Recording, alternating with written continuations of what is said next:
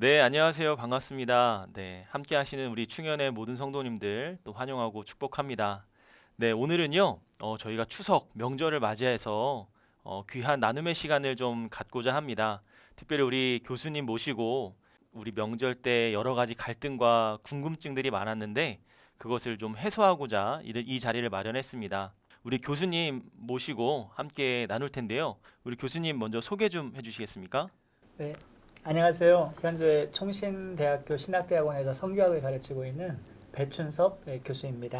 네, 반갑습니다. 반갑습니다. 네, 우리 성도님들께 여러 가지 질문들을 좀 많이 받아봤습니다. 교수님, 네. 그 기독교에서 말하는 이 제사, 그리고 또 유교에서 말하는 제사, 이 둘의 차이가 무엇이 있을까요? 일단 성경에 나타난 제사의 그런 의미와 그것도 이제 우리나라 같은 경우에는 유교의 어떤 그런 전승을 따른 어떤 그런 제사적인 의미를 가지고 있거든요. 네, 구분해서 우리가 생각해 본다면 구약에서 이제 네바흐라는 히브리어 단어가 짐승 제물을 의미합니다. 네, 여기에서 이제 제사라는 의미가 빗대어서 우리가 생각해 볼 수가 있는데 먼저 이제 제사를 하려면 네. 제사장이 필요하고 저. 그리고 또 제물이 필요하고요. 네. 그리고 또 제물을 드리는 사람이 필요하겠죠. 네. 네. 왜 제사를 드리느냐가 중요할 거예요. 아무래도 회개하고 율법대로 순종하며 살겠다는 어떤 헌신의 의미가 담겨진 예식으로 우리가 네. 이해를 할 수가 있습니다. 그래서 구약에서는 이 헌신의 예식으로서 제사가 굉장히 많이 강조가 되고 있어요. 그러나 그것이 이제 신약에 넘어가서 이 제사가 예수 그리스도의 십자가의 사건으로 성취가 되시는 거예요. 제물이 필요 없고 네. 또 예수님께서 제사장이 되시고 그쵸. 또 제물이 되어 주시고 네. 그것을 이제 히브리서 9장 12절은 이렇게 말씀을 해요. 염소와 송아지의 피로 아니하고 즉 제물의 피로 아니하고 오직 자기 피로 영원한 속죄를 이루사 단번에 성소에 들어가셨느니라 그랬습니다. 아멘. 네. 단 한 번의 사건으로 영원히 속죄를 이루셨다는 거죠. 네. 그래서 과거, 현재, 미래까지 깨끗하게 예수 그리스도의 그 십자가의 복음의 사건이 모든 죄를 깨끗하게 사하셔서 더 이상 제사가 필요 없다는 얘기가 된 거죠. 네. 네. 왜냐하면 모든 것을 예수님께서 성취하셨죠. 아, 네. 네. 감사하네요. 그렇죠. 네. 이런 점에서 봤을 때에 로마서 12장 1절 말씀을 우리가 생각해 볼 수가 있어요. 네. 로마서 같은 경우에는 1장부터 11장까지 교리를 담아내고 있고요. 그쵸. 특별히 구원론이 강하게 네. 나타나고 그리고 로마서 1장 17절 같은 경우에서 복음에는 하나님의 의가 나타나서 믿음으로 이르게 하나니 기록된 바 네. 의지가 있는 믿음으로 말미암아 살리라 살리라. 예, 네. 이 아멘. 말씀하셨어요. 네. 그러니까 구원의 어떤 교리가 로마서의 전반에 나타나고 그러므로 12장부터 이렇게 살아라. 구원받은 네. 그리스도인들은 실천적인 의미를 살아가면서 네. 12장부터 16까지 의미를 나타내요. 근데 12장 1절에 가장 중요하죠. 그 삶의 제1원칙에 그러므로 형제들아 내가 하나님의 모든 자비하심으로 너희를 권하노니 너희 몸을 하나님이 기뻐하시는 거룩한 산제사로 드리라. 아멘. 이는 너희들을 영적 예배니라 그랬죠. 그러니까 영적 예배가 가장 중요하고 산제사로 우리가 삶을 살아드리는 것 이것이 가장 중요하다는 것이죠. 그럼 네. 이 산제사로 우리가 어떻게 살아야 되느냐? 너희 몸을 거룩한 산제사로 드리라고 했는데 여기서 제물이 바로 제사의 의미를 가지고 있는 것이죠. 그러니까 너희는 아직 살아있지만 그냥 죽은 제물처럼 산제물로서 영적인 예물을 드리라, 예배를 드리라.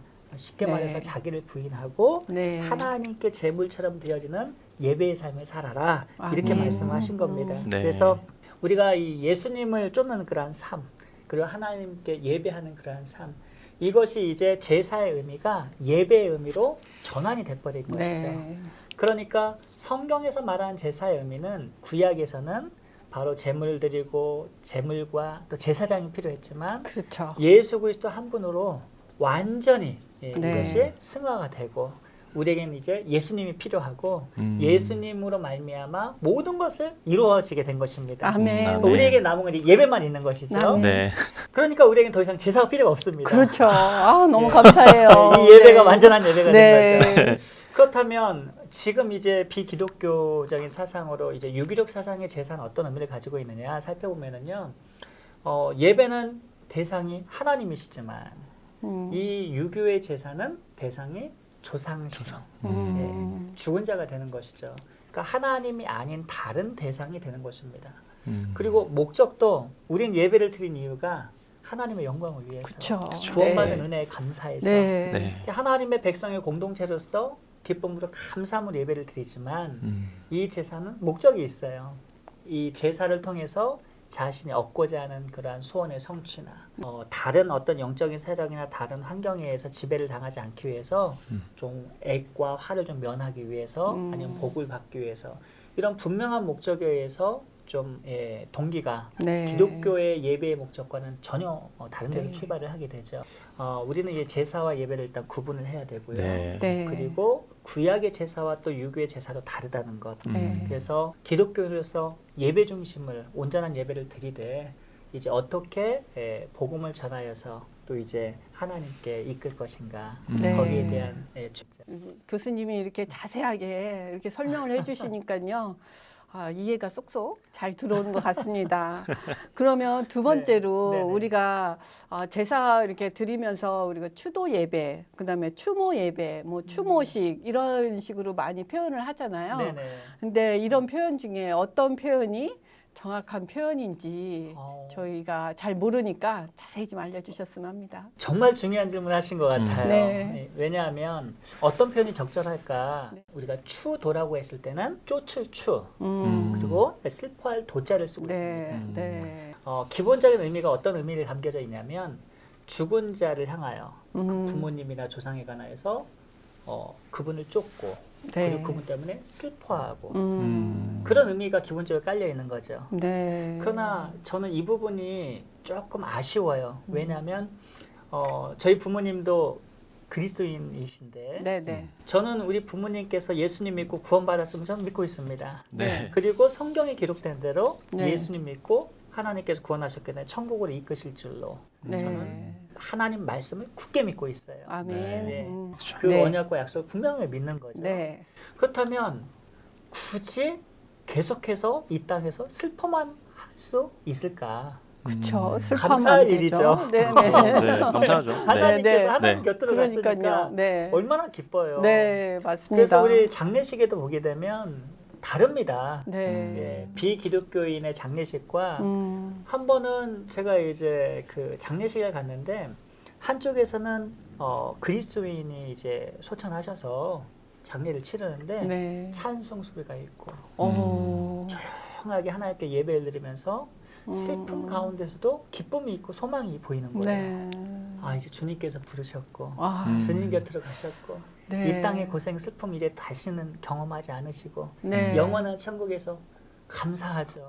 은혜가 그렇죠. 넘치네요. 네. 네. 그런데 해마다 기념일 돼서 아이고 슬퍼서 하는 이 추도라는 의미가 네. 네. 과연 맞겠느냐?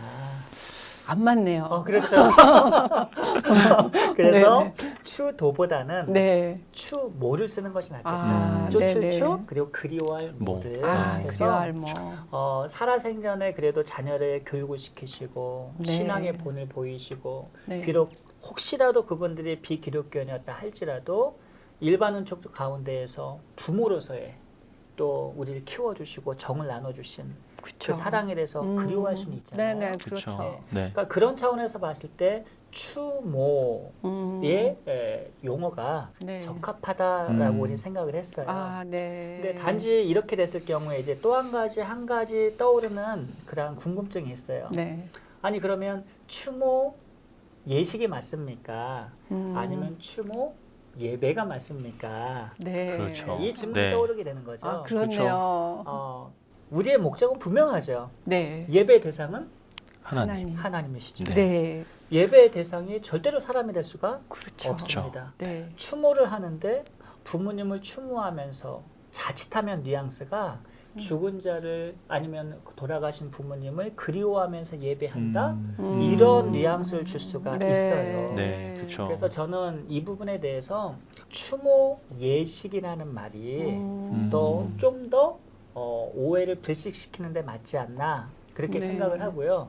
혹여라도 추모 예배라고 사용한다면 분명하게 정립을 시켜줘야 될 것 같아요. 네. 함의적인 의미를. 그래서 우리가 예배는 하나님만 받으시기 때문에 우리가 하나님께 예배를 드리고 네. 그 예배를 마친 후에 2차로 그리워하는 추모 예식 같은 4차 혁명 시대니까 네. 살아생전에 부모님들 아, 같이 네. 찍어놓은 걸 같이 자녀들이 후손들이 자 우리 돌아가신 부모님은 이렇게 신앙이 좋으셨고 네. 우리 이렇게 가르치셨고 네. 그러니까 우리가 이렇게 가족끼리 화목하고 하나님의 영광을 위해 살아야 된다. 교육 목적이나 네. 이렇게 해서 같이 음식을 나눠 먹고 이런 것들이 건전하게 문화로서 자리 잡는다면 괜찮을 것 같아요. 아, 네. 네. 참 좋습니다. 그러나 네. 이제 단지 이것은 비기독교인의 유교 제사가 워낙 비성경적이다 보면 요소가 많다 보니까 네. 기독교적인 대안으로서 기독교 문화를 저변으로 확장하자는 뜻이잖아요. 네네. 그러나 온 가족이 그리스도인이라면 네.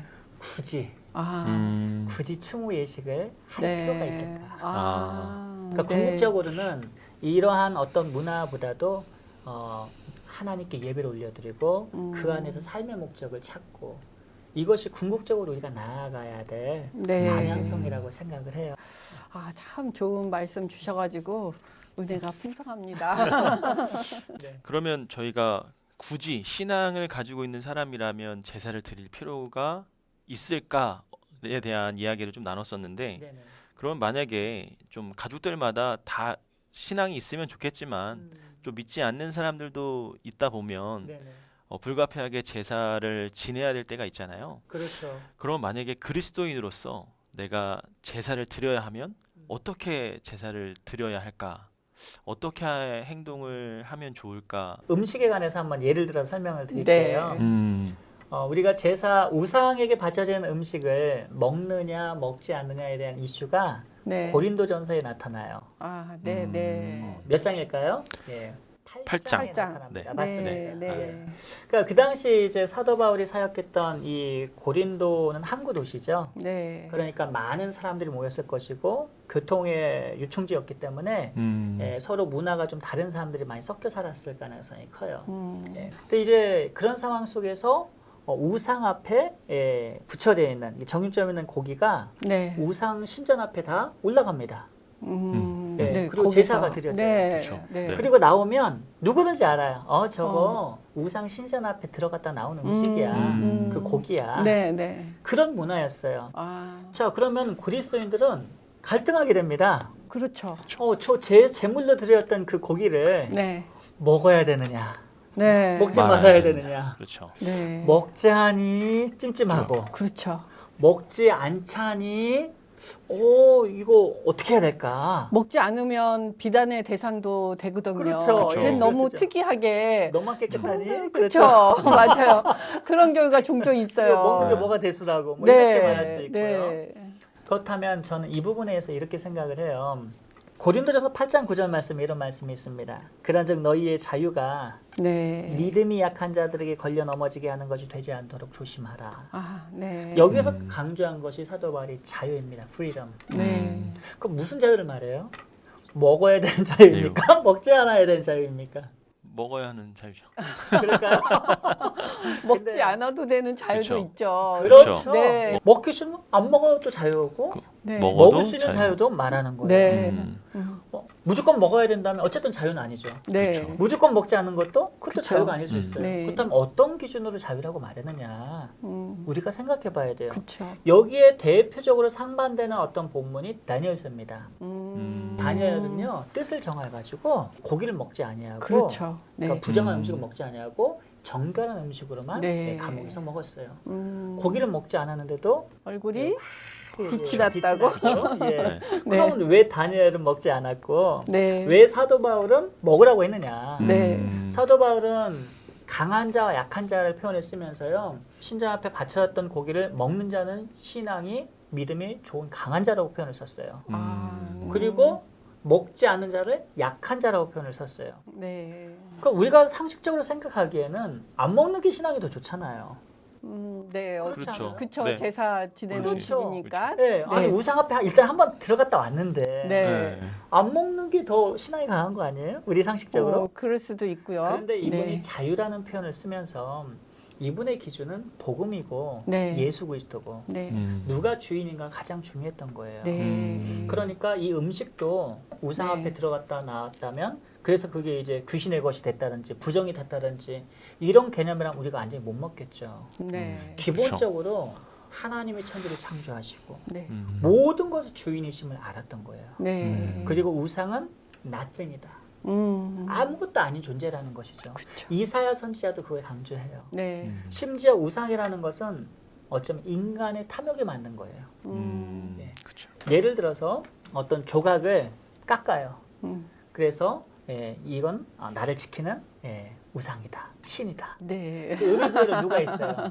하나님이 내가- 하신 게 아니라 네. 네. 우리가 한 거죠. 우상을 숭배하는 사람이 거기다 디이티 신성을 가지고 의미를 부여한 거죠. 그렇죠. 재밌는 거는요. 이 우상은 누가 만들었어요? 사람. 사람. 사람이 만들었죠. 그쵸. 하나님이 만드신 거 아닙니다. 사람 사람이 손으로 만들고, 깎아서 만든 거죠. 그렇죠? 네. 자기 사람이 만들고 네. 그 우상한테 누가 지배를 당해요? 사람이 지배를 당해요. 네. 네. 그때 인간이 그 우상의 의미를 부여해서 신과 같이 받들고 네. 신성을 부여해서 네. 그 다음에 그 우상이 아무것도 아닌 존재로부터 지배를 당하는 아. 그러면서 또 제사를 지내는 네. 종속이 되는 기가 막힐 노릇이죠. 그렇죠. 그렇죠. 네. 그러니까 모든 주인은 하나님이신데 네. 이 음식이 어떻게 제사의 그 현장에 갔다 왔다 와서 이게 귀신의 것이 될 수 있고 우상의 것이 될 수 있겠느냐. 이것은 원래부터 하나님 거다. 네. 자유롭게 자유하게 먹어라. 네. 먹을 자유 생기는 거죠. 네. 하나님 건데. 그렇죠. 그러나 반대로 뭔가 좀 부정한 것 같고 네. 들어갔을 때 내가 신앙이 좀 못 받아들이고 네. 나도 좀 정결하고 싶고 네. 이런 요인이 더 강하게 발생이 된다면 먹지 않을 자유도 있는 거죠. 필요한 거죠. 네, 맞습니다. 그런데 여기서 이제 중요한 관점이 하나 생겨요. 그렇다면 둘이 충돌할 때는 어떡하느냐. 네. 한쪽에서는 먹을 자유, 한쪽에서는 그렇죠. 먹지 않을 자유. 네. 이 자유와 자유가 부딪히는 상황에서는 네. 어떻게 할 것이냐. 이것이 맨 마지막에 13절에 그러므로라고 네. 결론을 내줍니다. 네, 네. 사도 바울이. 고린도전서 8장 13절에 그러므로 만일 음식이 내 형제를 실족하게 한다면 먹는 자와 먹지 않는 자유가 충돌하게 된다면 네, 네. 나는 영원히 고기를 먹지 아니하여 내 형제를 실족하지 않게 하리라. 아멘. 먹을 자유도 있는 사람이라면 네. 그것을 먹지 않으므로 네. 연약한 자의 형제를 사랑하기에 네. 공동체의 덕을 위해서 먹지 않음으로써 실족지 않게 하는 네. 그게 우리 기독교의 정신이다라는 것이죠. 네. 맞아요. 네. 그렇다면 이것을 제사 문화에 한번 적용을 해볼게요. 네. 가장 중요한 것은 우리가 예배는 하나님이 대상자이시죠. 그렇죠. 그런데 제사를 드리는 상황 속에서 기독교의 정신은 하나님의 사랑으로 예수 그리스도를 전하고 네. 그들을 그리스도께로 구원하는. 구원하는 그렇죠. 거예요. 근데 이것이 극단적으로 뭐 제사 드리니까 이제 관계 단절이야 뭐 이러면서 관계를 끊어버리거나 네. 뭐 이런 식으로 다가가거나 아니면 힘으로 음. 힘의 원리로 너 믿을래 죽을래 네. 뭐 이런 식으로 힘의 원리로 다가가서도 아니 되고 가장 기본적인 하나님의 사랑으로 복음을 전해서 우리가 인내하면서 기다리면서 섬기면서 그들을 그리스도께로 복음을 전하여 전도할 수 있는 기회와 당을 네. 우리가 만들어가야 된다라는 것이죠. 네. 그런 의미에서 봤을 때에 저는 뭐 실례로 얼마든지 가서 음식 만들어 같이 만들라고 얘기하고 싶어요. 이것은 귀신을 위해서 만드는 것이 아니거든요. 네, 네. 음식은 다 하나님 거예요.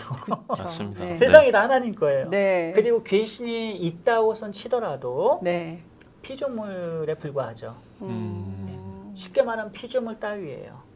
하나님이 이 영적인 천사도 만드시고 인간도 만드시고 우주 만물을 만드셨죠. 네. 창조주 하나님이요. 그리고 반역한 무리들이 사단 마귀가 되었는데 저는 그래도 피조물에 불과하다고 봐요. 창조주와 피조물은 비교의 대상이 될 수가 없어요. 그렇죠. 네. 그런 차원에서 본다면 우리가 기독교로서 하나님을 주인으로 모시고 그리고 음식을 만들어주면서 복음을 전할 현장으로 우리가 이해를 해야 된다. 네. 그리고 돕고 네. 섬기고 복음을 전해서 네. 때가 되면 하나님께서 택한 백성을 불러주십니다. 아, 네. 우리가 강자예요. 네, 네. 복음이 강자고 그리스도께서 최강자십니다. 아, 네, 네. 그 사실 우리가 인지하고 네. 우리는 하나님의 약속을 믿고 가서 음. 섬기면서 사랑을 전하면서 네. 때를 기다려야 되는 거죠. 아, 그래요. 제가 전에 이런 경험이 있어요. 네네. 이제 저희 시댁은 네. 이제 제사를 드리는데 네.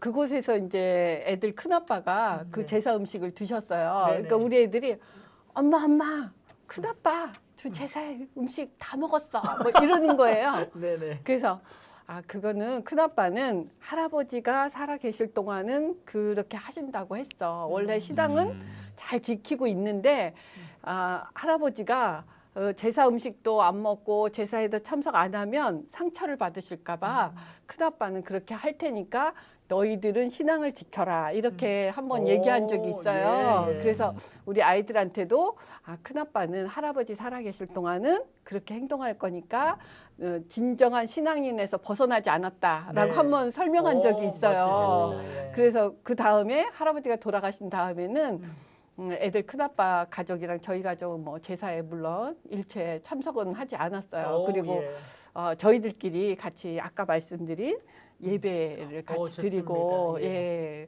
그랬던 적이 있습니다. 아주 잘한 거죠? 예. 근데 늘 저희가 이제 제사 때문에 가족 간의 갈등이 늘 있잖아요. 그렇죠. 이런 문제는 또 어떻게 해결을 해야 되는 건지. 제사의 문제에 있어서도 갈등을 무조건 다 피해 나갈 수는 없다. 네. 갈등은 오게 돼 있어요. 그렇죠. 한국 교회사를 보더라도 복음을 전했을 때 네. 이 복음의 가치와 그리고 기독교의 진리와 그리고 이 세상의 어떤 타종교의 사상이나 뭐 세상 풍습에 의한 어떤 그런 이데올로기나 부딪히게 돼 있어요. 네. 그럴 때 무조건 세상과 타협하고 그리고 갈등을 유발하지 않기 위해서 순응해 준다면 그건 올바른 기독교인의 정신이 아니라고 봅니다. 네. 우리가 기독교인이 갈등 상황을 부딪혔을 때에 하나님의 때를 믿고 하나님이 주인이심 믿고 그리고 분명히 우리가 감당할 만한 시험을 주시기 때문에 네. 그 고난을 감안하고 네. 진리를 따라야 된다.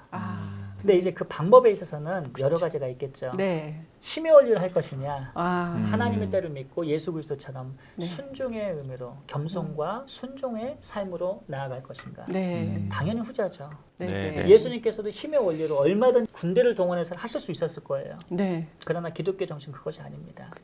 세상의 타종교의 법칙은 힘의 원리예요, 대부분. 세상의 법칙은 힘의 원리지만 우리는 성자이신 예수님께서 선택하셔서 그 사랑의 정신으로 그래서 우리도 예수님을 따라서 네. 복음을 전하고 하나님의 때를 기다리면서 네. 덤덤하게 고난을 받을 상황이면 각오하고 네. 그리고 갈등이 있더라도 진리를 전해야 되겠죠. 네. 예. 그 성경에 보면 다 그런 분들 아닙니까? 네. 네. 맞습니다. 주님 위에 고난 받는 것이 우리의 기쁨이고 네. 그러면 천국에서 크다라고 칭찬해 주시겠죠. 네. 우리가 기독교인이 항상 네. 지혜롭게 행동해야지 맞습니다. 많은 분들이 또 예수님 믿는 길로 올 것 같습니다. 네. 네. 좋습니다. 네. 이런 제사 이야기를 하다가 네. 우리 학생들이 그런 이야기를 해요. 이제 명절 때마다 이렇게 할머니 댁에 가는데 할아버지 할머니는 독실한 불교 신자다. 자기랑 우리 엄마, 우리 둘은 기독교 신자인데 네.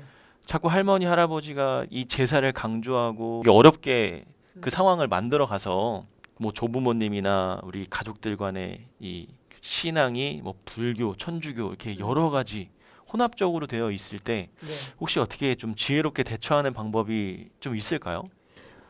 저는 그 어릴 때 손자병법하고 네. 그 삼국지를 네. 너무 좋아했습니다. 그 중에 이제 잊을 수 없는 것이 적을 알고 나를 하면 백전백승이다. 네. 그러니까 이제 세상 일반 사람들도 아는 거예요. 네. 그러니까는 적을 안다는 건 상대방을 안다는 거잖아요. 네. 그렇죠. 나의 입장과 나의 생각에서 네. 그 상대방을 이해하는 것이 아니라 상대방의 생각과 상대방의 세계관, 상대방의 정황을 먼저 아는 것은 너무너무 중요합니다. 네, 그렇죠. 기독교도 마찬가지가 된다고 봅니다. 독실한 불교 신자란 오랫동안 이제 그 종교를 가지시면서 불교의 세계관을 네. 갖고 계실 거예요. 네. 그렇죠. 근데 이제 불교는 아시다시피 힌두교에서 나왔어요. 네. 거기에 중심이 사실 카르마예요. 업보. 업보. 예, 그래서 업보를 씻어내기 위해서 힌두교와 불교의 가장 중심적인 공통점은 바로 윤회입니다. 윤회. 예. 우리 하나님께 준 시간과는 처음과 끝이 있어요. 네. 알파와 오메가가 있고 네. 예, 창세기와 계시록이 있어요. 네. 네. 그래서 일직선상으로 시간이 움직이죠. 그리고 음. 종말의 때가 있어서 네. 새하늘과 새 땅으로 하나님 분명히 하나님의 관점에서 우리에 계시하신 약속의 이 말씀이 있어요. 그렇죠. 네. 우리는 그러한 시간관과 역사관을 가지고 있죠. 그러나 불교는 다시 돌고 계속 도는 거예요. 네. 이게 윤회죠. 네. 죽어도 다시 살아나요. 태어나고. 맞아요. 예. 언젠가 제 아내가 저한테 그래요. 당신 죽었다 다시 살아나도 나랑 다시 결혼할 거예요? 아하. 진짜 진지하게 물어봤어요. 예, 많이 물어보는 질문이죠. 예. 네. 그래서 제가 뭐라고 대답했냐면 네. 여보 나 크리스찬이야. 다시 태어나자. 나 원- 윤회를 믿지 않아. 부활해. 원하는 대답은 그게 아니었을 텐데. 그게 아니었을 텐데. 네. 그래서 당신과 나는 죽으면 부활해서 주님과 영원히 살 거야. 그렇죠. 분위기를 확 깨버렸습니다. 아, 그러네요. 예. 어찌됐든 이 불교의 중심이 이제 윤회이기 때문에 결국 돌고 돌고 돌다가 왜 도느냐? 결국 카르마를 씻어내기 위함인 거예요. 아, 네. 카르마를 없앤 다음에 마지막의 궁극체가 해탈이에요. 네. 자아 해탈하면서 자기가 음. 무로 돌아가는 거죠. 예. 무. 이런 개념이거든요. 주인이 없어요. 예. 음. 그리고 그러다 보니까 모든 게 신이 될 수 있고 우상들을 네. 예, 섬기게 되고 그리고 기독교는 하나님이 창조주시고 네. 하나님에 따라서 모든 역사가 움직이고 하나님의 작정하심에 따라서 섭리 가운데서 모든 것이 계획된 대로 가고 있어요. 네.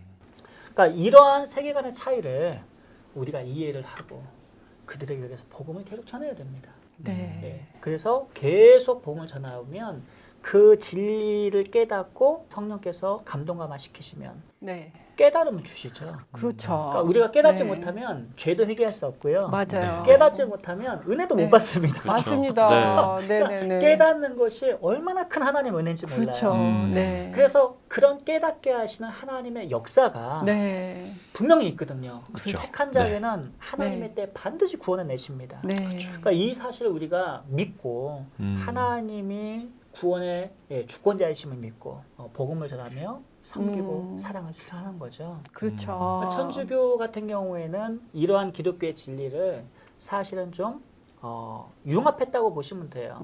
근데 이제 우리 개신교의 신학과 많은 부분들이 충돌을 해요. 선교 분야에 있어서 예수님의 성육신을 인카네이션을 선교에 적용을 합니다. 그러니까 문화 안에 이 복음이 들어가서 네. 성령께서 그 안에 속에 들어가서 역사하시는 역사하셔서 거. 아. 네. 저절로 이제 그냥 다 문화 이렇게 바뀌고 네, 네. 변혁될 것이다. 네. 그렇게 해서 그냥 다 받아들입니다. 아. 절해도 된다, 제사 드려도 된다, 네. 그 토착 문화 다 받아들여라. 그렇죠. 이런 네. 방식이에요. 네. 근데 그 결과 지금 그 방식을 사용했던 선교지를 한번 보세요. 얼마나 혼합주의가 네. 지금 네. 많이 자행되고 있고 그렇죠. 오히려 진리에서 멀어지는 그런 것들이 많이 있잖아요. 네. 네. 그러니까 이 부분에서 우리가 생각할 것은 타협하지 말아야 될 네. 진리는 타협을 해서는 아니 되죠. 네, 네. 비본질적인 것은 그냥 타협이랄 것 없이 그냥 다 양보할 수 있지만 본질에 있어서 우리가 타협을 해서는 아니 됩니다. 그렇죠. 당연하죠. 네. 복음의 네. 가치나 네. 그 진리, 네. 신앙 이런 부분들은 타협의 여지가 없거든요. 네. 그러니까 이런 차원에서 우리가 그분들을 이해하고 들어주고 복음을 전하면서 하나님께 기도하면서 기다릴 수 있는, 네. 네. 인내할 수 있는, 네. 뭐 눈물로 씨를 뿌려야 되겠죠. 저 같은 경험에도 네. 오랜 시간 네. 정말 눈물로 기도하고 그럼으로 인해서 이제 시댁 식구들과의 제사 문제도 해결한 적이 있거든요. 그렇군요. 예. 네. 그래서 꼭 우리가 이런 어려운 문제를 해결할 때는 말씀과 기도가 항상 같이 있어야지만이 모든 게 해결이 될 거라고 믿습니다. 맞습니다. 네. 네. 맞습니다. 저는 이제 선교신학자로서 저는 그 미시오데이라는 개념을 되게 좋아해요. 네. 하나님의 선교. 선교 활동은 우리 인간들이 하죠. 네. 그러나 선교는 또 택한 백성을 구원해 내시는 이 일은 저는 100% 음. 100% 하나님이 하시는 사역입니다. 맞습니다. 아멘. 아멘. 네. 하나님이 사랑하시니까 택하셨고 네. 사랑하시니까 깨닫게 하셨고 아멘. 하나님이 구원하시는 거죠. 네. 그러니까 그것을 우리가 믿는다면 우리는 뭐 실패하거나 아니면 두려워할 필요가 없는 거죠. 그렇죠. 하나님이 네. 하시니까. 그래서 이제 갈등 상황에서는 너무 크게 걱정하지 말고 네. 그냥 일단 기본적으로 받아들여야죠. 네. 그러면서 주님을 전하는데 네. 그 복음의 장으로 활용하는데 목적을 두고 네. 우리가 이 제사의 문제로 접근을 해야 된다. 네. 이렇게 좀 생각을 하고 있습니다. 그리고 지금 뭐 세상에서는 기독교인들은 절을 안 한다, 제사를 안 드린다 이런 거는 이제 많이들 알고 있기 때문에 네. 예전처럼 뭐 몇십 년 전처럼 그렇게 큰 갈등은 네. 조금 줄어들었다고 생각이 네. 들어요. 왜냐하면 기독교인이다 그러면 쟤네는 절을 안 해, 제사를 안 드려 이런 생각들은 다 있으세요. 네, 근데 네. 거기서 우리가 얼만큼 중요하게 행동을 하느냐에 따라서 그분들도 구원할 수 있는 시간들이 채워질 줄 믿습니다. 네, 네. 맞습니다. 그럼 교수님, 우리 충현교회 성도님들께 네. 그 마지막으로 꼭 해주고 싶은 말씀이 있으시면 우리 한마디만 해주시고 네, 마무리하면 좋을 것 같아요.